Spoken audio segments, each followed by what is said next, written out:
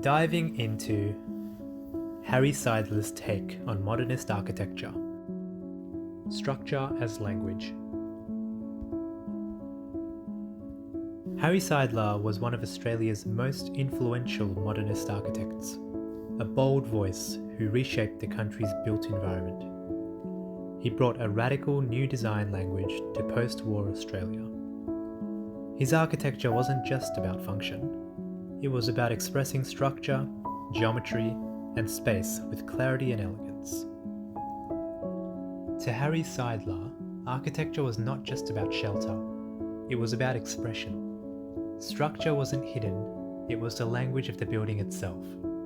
After studying under Walter Gropius, founder of the Bauhaus, Seidler became a key figure in transplanting European modernism into Australia's built environment. Seidler wasn't interested in copying styles, he wanted to translate principles.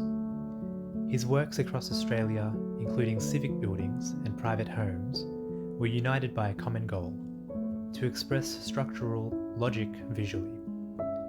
He saw buildings as complete compositions, where every slab, column, and void worked together to shape how people lived.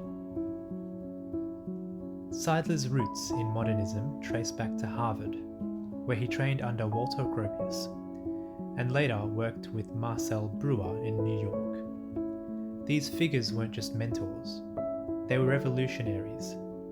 The Bauhaus ideology was simple but radical. Let form follow function, let structure dictate design. Buildings were to be machines for living, rational, modular, and efficient. Gropius believed that architecture must reveal its inner workings, that structure should be legible. This concept had a profound impact on Seidler. He saw walls not as dividers, but as spatial tools. He learned to orchestrate light, volume, and proportion through an understanding of how a building stands up. Australia in the mid-20th century was dominated by suburban sprawl, pitched roofs, decorative brickwork, and domesticity wrapped in tradition.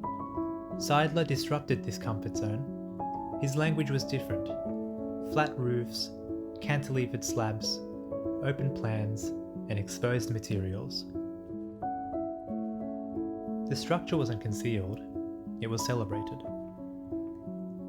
In a cultural landscape shaped by colonial conservatism and climatic considerations, Seidler introduced bold geometries and an aesthetic of precision. While others hid their beams behind plaster, Seidler framed space with them. His works weren't just physical interventions, they were philosophical ones, challenging Australians to reconsider what a house could be. The Lakeview townhouses were built as part of an effort to densify Canberra with thoughtful medium-density housing.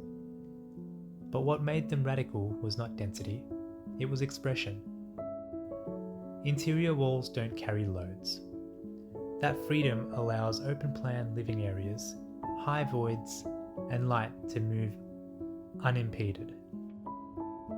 With his bodies of work, Seidler set the tone for modernism in Australia. He wasn't just importing Bauhaus, he was evolving it. His architecture taught Australians that building could be rational, expressive, and sculptural all at once. That structure wasn't a hidden system, but a visible idea. Today, Seidler's influence is seen in countless public and private projects across the country. Architects continue to draw from his beliefs in formal clarity and structural honesty. Lakeview remains a model of medium-density living that is both humane and modern, a rare and enduring combination. In architectural schools, his name is synonymous with the idea that structure is more than support. It is design. Seidler's work are more than just well-designed buildings. They are essays in structure, chapters in the story of modernism. Through them, Harry Seidler gave Australia a new architectural language, one where structure speaks and space listens. In every slab and span, in every shadow cast by a cantilever, we read Seidler's philosophy that the bones of a building should not be hidden, they should sing. As he said, architecture is not just shelter, it's a poetic expression of structure.